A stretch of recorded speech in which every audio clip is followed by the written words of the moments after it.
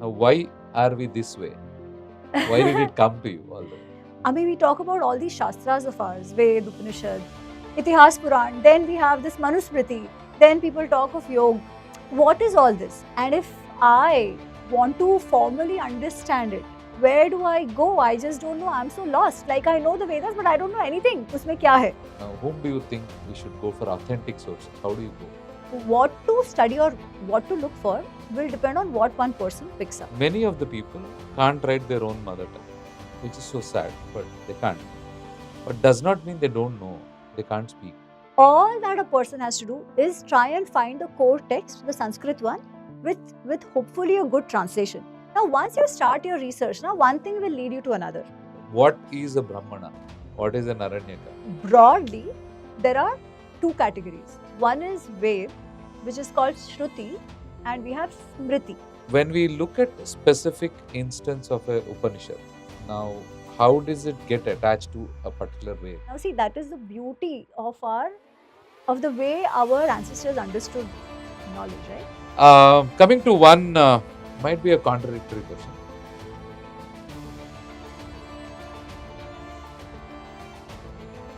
You told so many about Upanishads, Vedas, Aranyakas.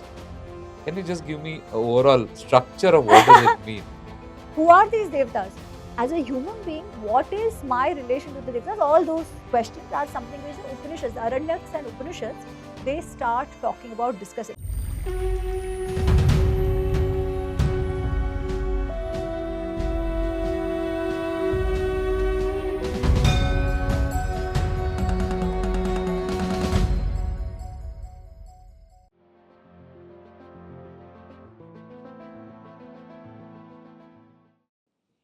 Shamata Amibandhu. Shamata.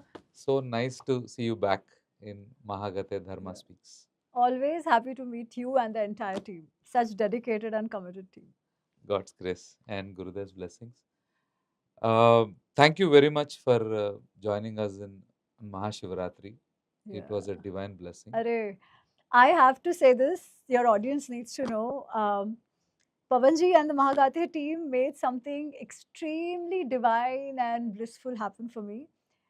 Yesterday was Mahashivratri, and he ensured that my new book gets its first launch on the Mahashivratri night in this sprawling campus of Malla Reddy institutions in front of like 10,000 plus students. So I will always remain grateful to you, and this Mahashivratri will always remain in my heart and my mind forever. Thank you. Thank you very much. It was our blessing to give this book, which the new book which you have given. And when I read it, I was like blown away by the table of contents first. The minute I saw the table of contents, I realized that this is the book which everybody has to read. And the minute I decided that let's do it on Shivratri in front of, you said 10,000, it was 50,000 plus. Oh my God. students. So it is 50,000 plus students, and I'm sure if 5,000 people, students also read this book, it will be a divine blessing for them, because a lot of questions which I have been answered many times, which I also discuss with my your bandhus. They ask these questions, and probably we'll keep on asking the questions in the podcast too. But yeah, really blessed to have you on Mahashivratri. First point, you are a great Dharma Bandhu to Mahagate. And Gurudev always really, really blesses you for the way you write, for what you talk, and all the podcast he sees of you. He's always says that she's the best. God's grace. So, coming to our favorite Itihasas, Mahabharata, Ramayana. God's grace, I have completed the 10 books of Mahabharata. Excellent. Wow. Now I know why you wrote that book. Because when I read it, it took me almost like three and a half years, so 1,000 days roughly. Yes. And 10 volumes and all the writing, noting, and all stuff. But I wanted to get that essence out, and that is what you did in Mahabharata. And you are a master of Mahabharata and Ramayana. Now, why are we this way? Why did it come to you all the way? So I write about it in the introduction. it so happened that last year Kumbh Mela happened, right? And I was doing a session over there with certain Tirthayatris who had come, and they were some were from Singapore, from US, Indian origin people, and we were doing a session on Itihas, and something came up, difference between Itihas, Puran and stuff, and one of the lady was like, Ami, we talk about all these Shastras of ours, Ved, Upanishad, Itihas, Puran, then we have this Manusmriti, then people talk of Yoga.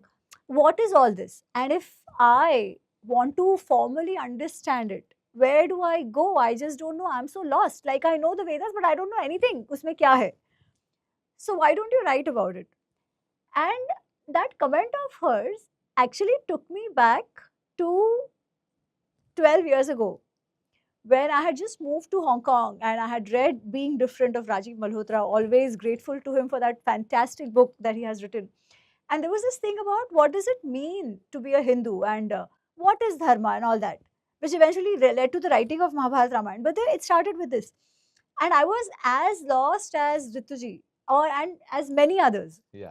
So my first blog, I started blogging on Dharmo Rakshati Rakshitaha. And my first blog was on 101 on Hindu scriptures. Wow. Because again, I write to answer my questions, or rather I was studying to answer my questions, and that's how that 101 on Hindu scriptures happened. Because I'm like, okay, what's going on? Kaise samajh aaye? So I said, chalo, let's sit down, let's just research, let's talk, and I drew it out. That's my first blog. Wow. Okay. And then everything else started, where I realized, acha, nyay kya hai, ye kya hai, wo kya hai? Learn a little bit of Sanskrit, go deeper, stuff like that. And then that's how Mahabharata and Ramayana, the deep dive of those happened. So this was like taking one step back, going back to those days. The blog, however, was very simple and succinct about, okay, ye hai. I knew the structure and the objective of those texts, but not really what the texts had. Over time, I also studied Yoga Sutras in a lot of detail. So, thoda bahut malum tha, Sankhya vagere. But then I said, okay, this is an opportunity for me, what Rituji said, to again answer the questions which I have also had. Over time, because of the research and everything, and I knew, but not even to that level of detail. In fact, I have to say, even now, even after having written the book, I can't claim any expertise. Ved, Upanishad, kisi mein bhi nahi. My expertise, okay, I'll very happily say, ki, acha, I know Mahabharata, Ramayana well, but beyond that, you can only touch the surface.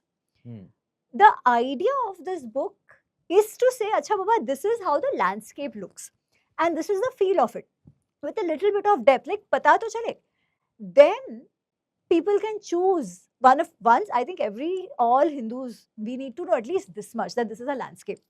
And then if somebody wants to get deeper, they know, okay, what they are going to, what is the expectation or what to look for as they choose whichever field they want to choose. So that's been the idea. Wow. And जैसे आपने बोला कि you write because you wanted to know, that's the only reason why I do Yuva Chetana. Because if I have to teach the Gen Z people, I have to learn first. And it gave me a great experience to learn it. Otherwise, I wouldn't have learned. Correct. With these Yobandhus whom you saw on Mahashivratri, all the people who are doing the Dharma Seva, I have to teach them right. So the only thing which Gurudev gave me is you have to teach it right, and they need to be very interested to learn about it. So I have to make it interesting. I can't just keep on teaching the the old methodology of that. So I have to teach in a Gen Z way. So I have to learn. I cannot be corporate. Absolutely. Because if I start doing corporate things, then they will not understand because they are not in that experience level. So I had to unlearn and learn, and that's exactly what you said to right. But I keep hearing this a lot, that we proudly say Sanatana Dharma is not a book based. We are a library. We proudly say it, but when I say that, the first question which the youngsters get is, I don't have time to read the whole library. Give me a 30-second reel, is what they say. And I'm not exaggerating, this is exactly that. What your book, Why Are We This Way, is exactly Ready Reckoner, which you used to have in corporate world. When you used to go to meetings, you just pick up the Ready Reckoners and read it, because before this is exactly like that. What you said is, it exactly gives you what you need to know if you're interested, and you can talk about it. Absolutely. You can claim. This is what claim. And I like what you said, that many of the other religions have people studying them very closely. Somehow our people, since we always proudly say we have library, people are like, okay, it's okay, I can't read the whole library True. in my life, so let me not read it. Let me leave. But I think it's a great way that we have got a ready reckoner now. And but what according to you, like, who should guide? Like, if you have to go to a library and pick out a book now, whom do you think we should go for authentic sources? How do you go? Um, I would suggest, again, I don't have an exact answer to this, but I think once we start delving deeper, once we know what we want to look for, right?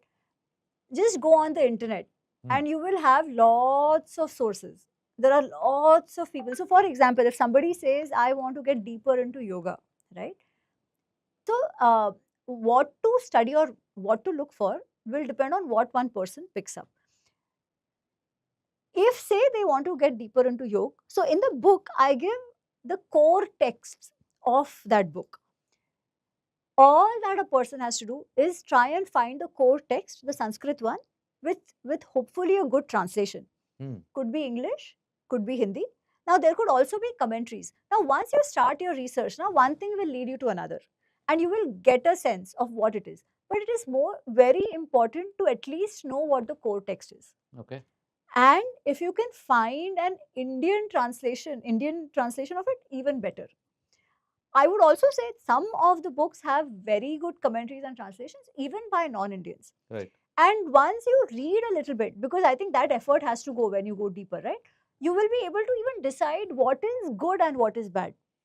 But you But have to keep an open mind. but authenticity, like if you read 10, and right now with everybody is Hmm. talking about, and God's grace, we have people like you who actually do a lot of research. I'm not saying others don't do research, but it is based on their life experiences or guidance which Hmm. they have got. They might add the new narratives which is getting into Yes. that. So we need to be careful on reading that. Absolutely. But see, How do that's the you difference. validate? I think Ved hai. So like Ved mein, you have the Veds which Hmm. have been translated by a lot of English authors, and Right. not all of them are bad. Actually, some of them are very good. Hmm. Then there is a commentary of Sayanacharya on Huh. it. Then there is Aurobindo on it. Huh. Okay. For anybody who wants to go deep into, so Ved, maybe there are two parts, right? One is Vedic chanting, Correct. which is the Karma Kanda part of it. For that, you must have a guru Hmm. because it's very technical. Hmm. Okay, just reading it doesn't help. Now, this book is just meant to tell you what it is, Hmm. right? If somebody wants to do chanting, then they have to go deeper. If they just want to know what it has, Hmm. what narratives it has, vagere vagere, the wisdom it has, then you can refer to different translations. Okay. Don't just refer to one, is what I will say. Okay. So do And more work. exactly, take one Indian, take one English, take one whichever local language, whichever your mother tongue is, take one that, and try to read both as you go. Now, especially for Ved, for even the Karma Kand, there is there's a literal understanding of it, and there is a metaphorical understanding of it. So if you read Aurobindo's work, Aurobindo has taken it completely in a metaphorical way. Whereas Sayanacharya and other rishis or other people, pandits, have also done a more literal translation and understanding of it. Upanishads, I think Upanishads are, there is a lot on the Upanishads and good material, because a lot of our own people have translated the Upanishads in every language. Hmm. So, for a good starters, I tell people pick up any of R.K. Mission or Chinmay Mission books. Okay. For people like us especially, right, who don't have a traditional grounding, so to say, and are more interested in understanding the wisdom of it. Right. Similarly, if you want to understand yoga, one is the actual practice which you do, but for the theory, you must read the Yoga Sutras. You cannot not read the Yoga Sutras. Sankhya chahiye, to it's Sankhya Karika. So all of these core texts of us have core texts. वो तो पढ़िए ही, you should have that, and then any other commentary that you read alongside with it. Always helps to have somebody to guide you, especially for topics like Veds. Upanishad to chalo theek hai, but Ved or even Dharma Shastras, because Dharma Shastras were time contextual, right? And they were written, some things are valid today, some things are not. So it also, I think it requires a little bit of drishtikon as well. When you read ancient scriptures, right? Because there will be lots of things which probably we don't understand today as they had to say, Mm-hmm. or the context itself might have changed, It might be right? relevant also now. Yeah. Some might be relevant, some Some might might be not relevant. be relevant. Yeah.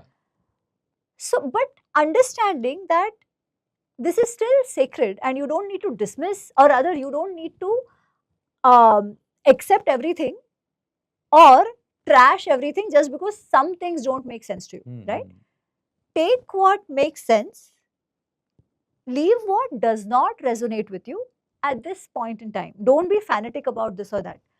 These scriptures hold the wisdom of our rishis, of a civilization that has resisted.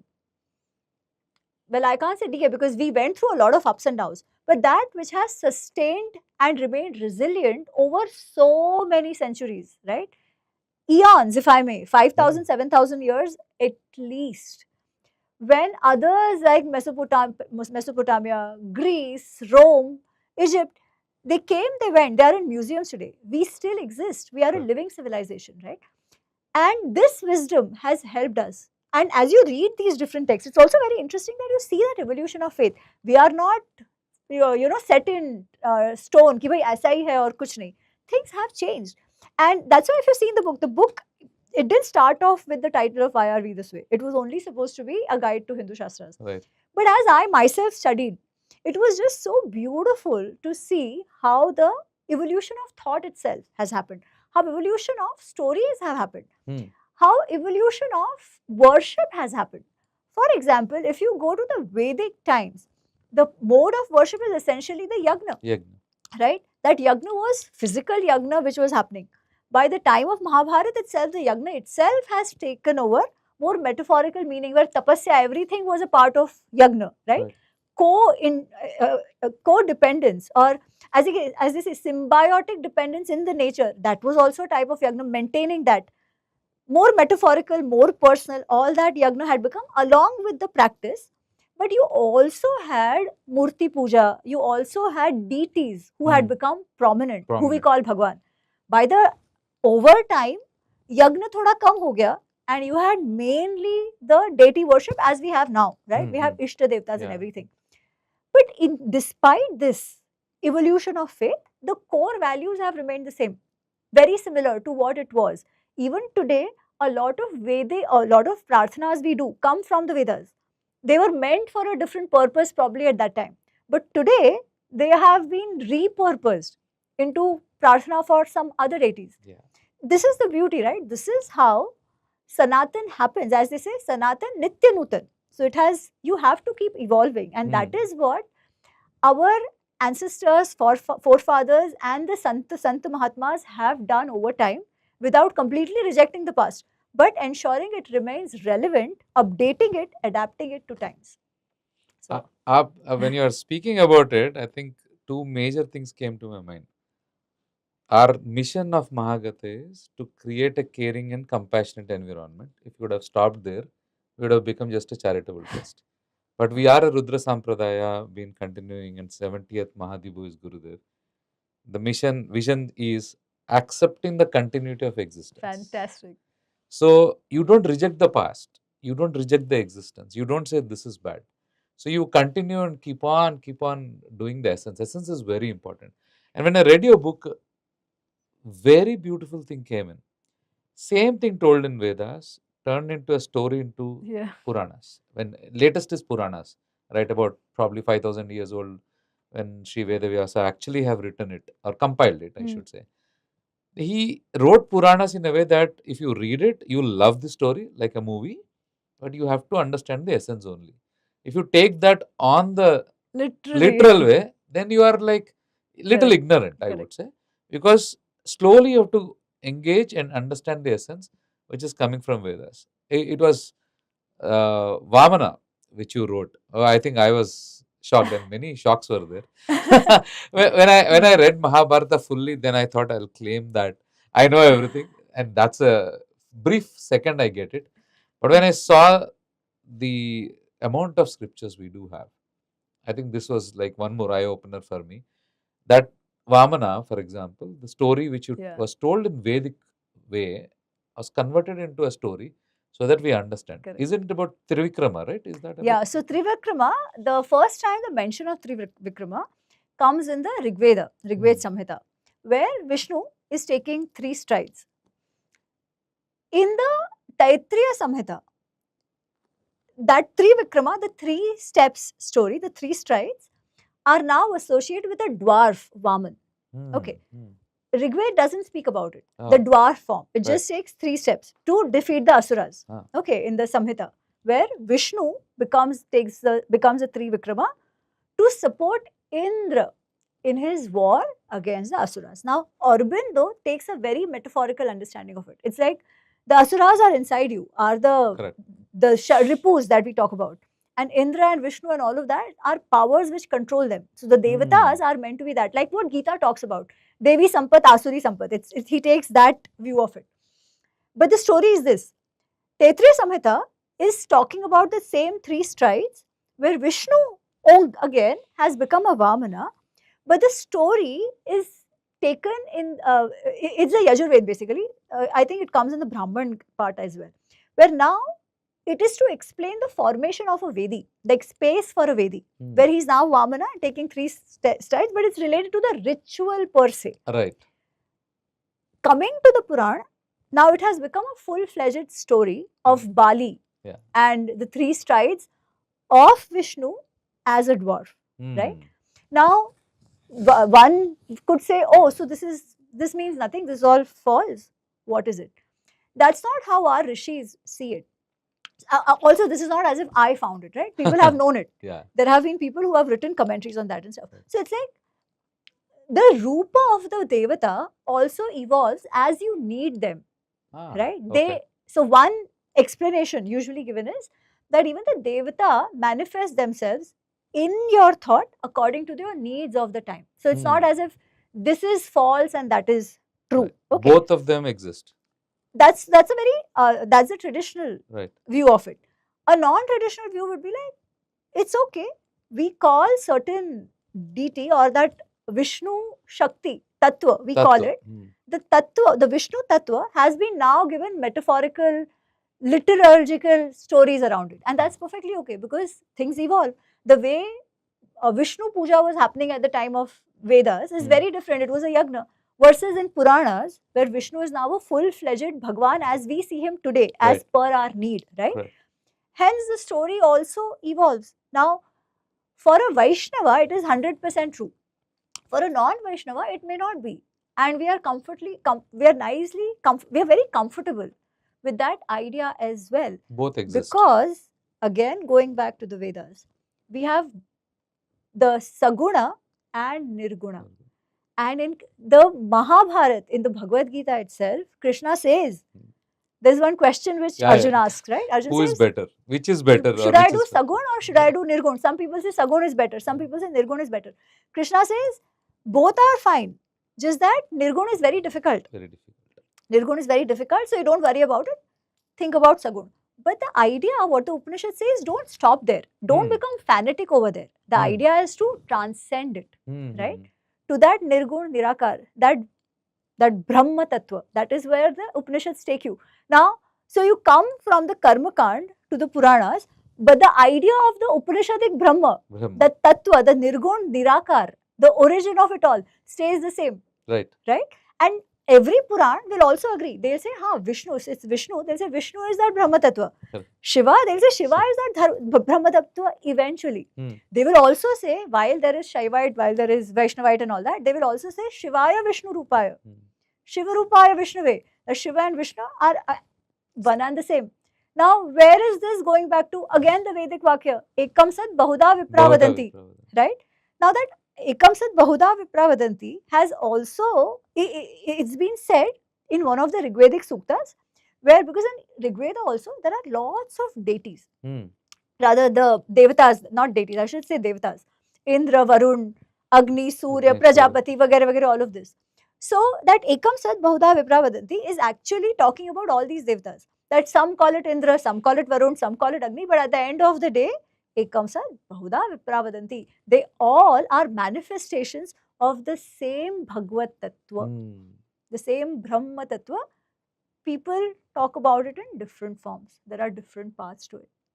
So see how the essence remains the same, But the stories forms, evolve. stories, and like what we also do, right? When we typically do consultings, depending on the client requirement, Correct. you change that, but your basic still will remain Absolutely. profit, managing sustainability, and clear.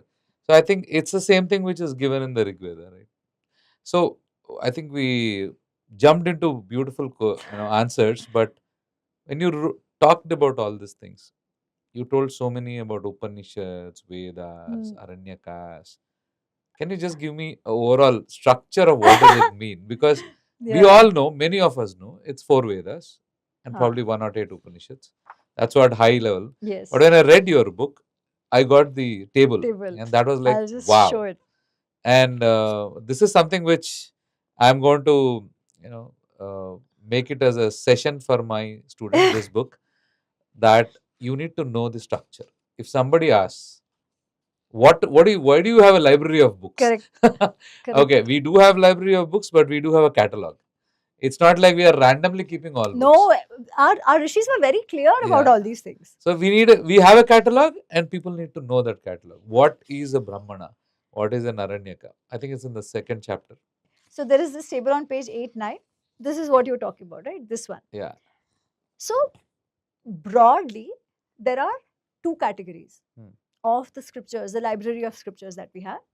2 categories. One is Ved, which is called Shruti, and we have Smriti. So Shruti is that which is heard. Now heard matlab kya? Now see, that is the beauty of the way our ancestors understood knowledge, right? They are saying we don't have any IP, no patent on the knowledge, because this knowledge is for everybody. This knowledge is for the good of the humanity. So we haven't created this knowledge. The knowledge was there. That knowledge has just come to us. We became a medium for that knowledge. That's why the rishis are called drishta. Drishta means the ones who saw, not the ones who made it, not the ones who created it. Right. Okay. So the drishta saw this wisdom, and through their state of meditation, they manifested it as the suktas, as the verses of the Vedas. That is what we believe. So this knowledge is what was heard or what was seen is called Shruti. Now what is in Shruti? The Vedas, the 4 Vedas that we have. Rig, Yajur, Sam and Atharva. Now Rig, Yajur, Sam, what are these? These are the different types of mantras that are used in the yagna. Okay. Now every Ved has about roughly 4 parts to it. One is a Samhita. Okay. Now it is not as if this Rigved, Samhita, Aranyaka, Brahman. It's not that way. There are different books because the purposes are also different. So you have what is Samhita, which is the mantra section. These are the suktas which are to be chanted in the yagna, when the yagna ritual happens. Right. Then you have what is called Brahman. Again, it is in all 4. Brahman will tell you, or it will expand on the ritual itself. Like, why should you do certain ritual? Okay, now let me take an example so that one understands better. The Rigveda especially, the Rigved, okay, so even before that, I think it's important to understand why the 4 Vedas, okay. So as we were talking, the way worship happened was through a yagna, or yajna as people say, which comes from yaja, which is to offer or to pray, to worship. The idea of the yagna is that human beings are not born independently. We are born with a certain rin or a certain debt on us, because we don't decide where we are born, right? We don't decide what our identity is going to be. We don't decide if we are born in a family which will take care of us or not take care of us, right? Even after we grow, even today, who is making our clothes? Who's making the cotton? Who's making the food and everything? We depend on everybody else. So we have a rin of the devatas, rishis, pitrus, the society at large on us, and we have to play our role to pay back to all of them. Now, this is also what this phenomenon of balance, you also find in the Prakriti in general, right? The tree takes nutrients from the soil and gives fruits, which we all eat. So the tree has a role to play.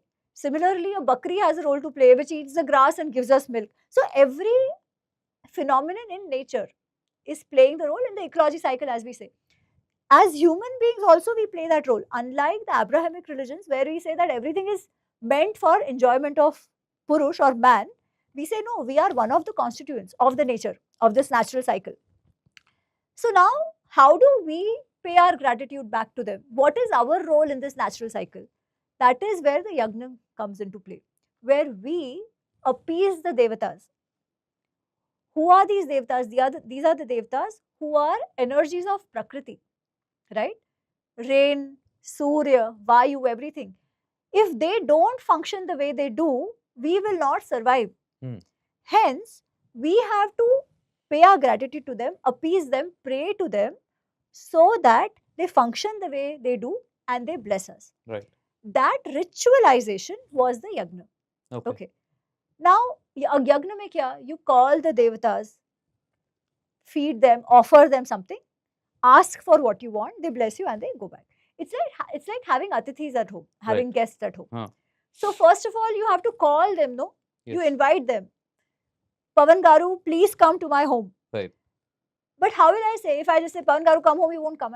Pavan Garu, you are such a great man. You are running this Mahagathe foundation, that you just think so much work. I would be blessed if you come to my home. Right. That is calling you. Right. Invoking. That is what the Suktas of Rigved do. Okay. That you please come, you bless my home, you please take care of me, please also teach me whatever, ensure my family is fine and all that. Now when they come home, you have to feed them something. Yes. आप उनका वो पाद पूजा करते हैं, कुछ अर्घ्य देते हैं वगैरह, how it used to be, right? That you have to do for the devtas. So there is a certain way you have to ensure they come, you make a certain offering, you give dhanya, whatever. It has to be done in a certain way. How to do that, how to make the Vedi itself, all that comes in Yajurved. Okay. Okay. That Yajurved will explain कि ऐसे ऐसे करना है. So this is the procedure. Offer food, offer ye, offer ghee, falana dhikana, all of that. Broadly, मैं broadly बोल रही हूँ. There's a lot more to this. I know, yeah. Now when somebody is home, you also want to entertain them. Right. Right. You'd be like, हम बोलेंगे अरे मेरा बेटा बहुत अच्छा गाना गाता है, आप गाना गा के सुनाओ, है ना? कुछ अच्छी अच्छी बात करेंगे, स्तुति करेंगे उनकी. That is what Samaved does. So Sama are the type of verses which are set to tune, music, from where our classical music itself comes. That is in Samaveda. Maximum of the verses in Samaveda are Rigved Suktas only. But set to tune. Set to tune. Okay. So they sing it, right? And to take care of all this, we have a Purohit who knows all 4 Vedas, including the Atharva Veda, to take care of all this. Now, Atharva Veda is not necessarily a part of this ritual. There could be specific rituals related to Atharva Veda, but Atharva Veda has more mundane tasks. About बीमार हो गए तो क्या कर सकते हैं, क्या यज्ञ में करना है. You love some lady, how do you get her? So there are charms of love, the charms of healing and many other things. So that is what Atharva Veda आपका daily routine में. So this is how the 4 Vedas are. Rigved, inside, call them, do the stuti, do the ritual, actual ritual, then sing for them, entertain them, and then go. So these are the 4 Ved that way. जिसमें पहला, as I said, Samhita will take care of the mantras which you have to chant. The Brahman will say, why do you have to chant that? What will happen if you chant that? So the reasoning is given in. Why is a certain name this way? Agni को Agni क्यों बोला है? ये इसका ऐसा ही pronunciation क्यों होना चाहिए? ये जो verse है, ये जिसने बोला था उससे क्या फायदा हुआ? So that is called अर्थवाद. What do you get? Vidhi, how to do and why to do. Right. Then people will get, अच्छा ये ऐसे करेंगे तो मुझको ये benefit मिलेगा. That is what the Brahman Granth have. Then going into Aranyak and Upanishad, the concern is not so much the ritual per se. It is about what does it represents in the larger scheme of things. So you start turning inside. This is an external ritual. Then you start turning inside and start asking the existential questions. What is the point of this life? What is the real truth? How does this creation happen? Who are these devatas? As a human being, what is my relation to the devatas? All those questions are something which the Upanishads, Aranyaks and Upanishads, they start talking about, discussing. So it's literally a movement going from the external to the internal. So it takes care of all your dharma, artha, kama, eventually going to moksha. So this is how it is all laid out. This is, sorry, I'm giving a huge long answer. No, I think I just completed the Shruti part. No, but I think Shruti actually is the most important thing for us, and probably not in Kali Yuga, because Hmm. Kali Yuga we start asking for, and I loved the logic which you wrote, and I told to my bandhus and they all loved it, is many of the people can't write their own mother tongue, which is so sad, but they can't. But does not mean they don't know, they can't speak. You can't say, oh, you can't write, so you are not valid, what you're saying. We agree people for Correct. what they say. That's how Shruti is. You can't say there is no Smriti for it, so I don't agree what you are, it doesn't exist. That the toddler you Yeah. said that first you'll learn to speak, then Huh. you start writing. I love that example. But when you hear those Vedas, Samhitas, Aranyakas, and Upanishads, okay, let me ask at that point and then go to my next question. Upanishads are part of Vedas, like literally, it's Part of component of Vedas, component of Vedas. or Yeah. somebody's commentary No, it's not a on commentary. No, Vedas. it's a part of the Vedas. It's So, part of in a Vedas. lot of like Isha Upanishad is a part of that Ved itself. Like Okay. Samhita आपका आरण्यक वो Aranyak Shatapatha Upanishad. ब्राह्मण वगैरह आता है Shatpat. और उसमें फिर you have the Upanishad itself Upanishads. So, as one of the chapters. chapters. Like now, what is written Right, manuscript right. में उस तरीके से. So it's very much So a it's part part of of the whole. Yeah, Shruti. It's it's a part of part of the Shruti. Shruti. Upanishad is part of Shruti. Okay. All these four are part of the Shruti, and every Ved has these four, and every Ved has the Upanishads as well. So within that Ved parampara, there were rishis who asked these questions, and these questions have been answered in different ways. So So that's how it is. Upanishad generally they say Upanishad. आपने Sit explain close, किया, sitting near sit to the with the Guru. guru and learning. And we are really blessed to have a living Guru who we can Yeah. sit and ask him. Yes. And when we are talking about authenticity, what we do is we take all the sources to him, and with his divine blessing, he will say, this is not valid, this is valid. Now, that is something which is an authority, like Shabda. You go by Pramana. I'm jumping into Testimony the in which they Pramana. say, yes. Because he himself is a personification of the Rudra Sampradaya, we believe it. Now, when we look at specific instance of a Upanishad, now, how does it get attached to a particular Ved? Or is it like in a composition itself? No, it that's is, how we know. that's how we As know. we know now, As you know, it's part of those हाँ. things. So जैसे Aitreya Upanishad Correct. is a part of Aitreya Brahman, Aitreya which is a Brahman. part of Rigved. Okay, so we. So Chandogya, it's a part of Correct. Samaved. Right. We just know that. That's how it is. That's how it is. Beautiful. So you just accept And we it. have the clear classification Yes, I yes. saw in your book. Yes. So Yes, yes. 18 Upanishads have, or 108 Upanishads also have been classified, or only 18? Yeah, yeah. So every Upanishad is a part of some Ved. So It is 108 are not classified standalone. with that. हाँ, Okay. हाँ. So every Upanishad is a part of some Ved somewhere. Some Ved. And will that be related to specific Brahmana, or it's like a one-to-one mapping? No. As in?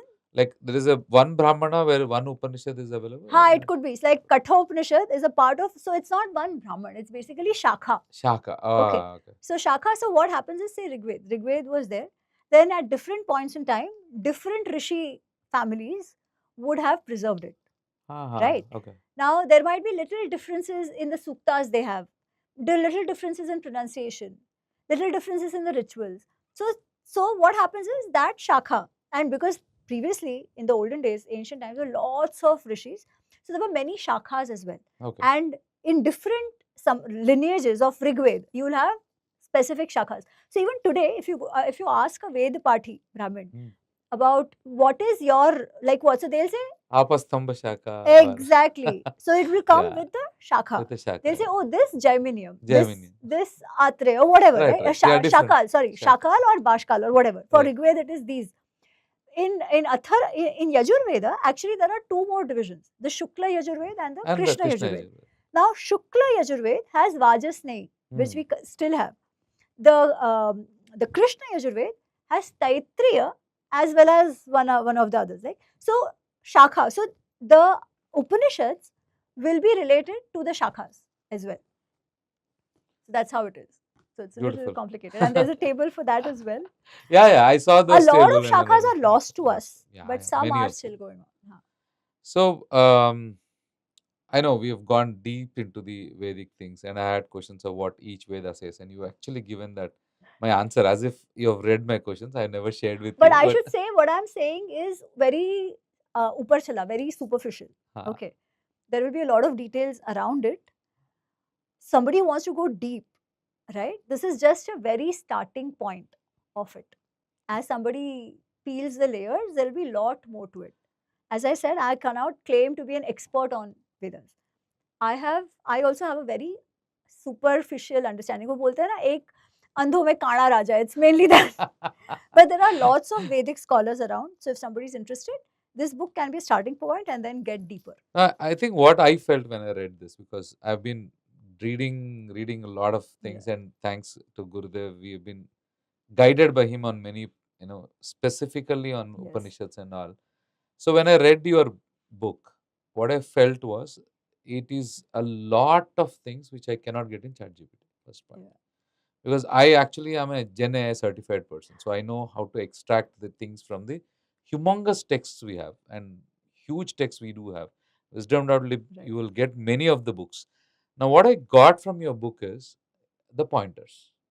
That's the idea. Yes. Your book actually is a table of content.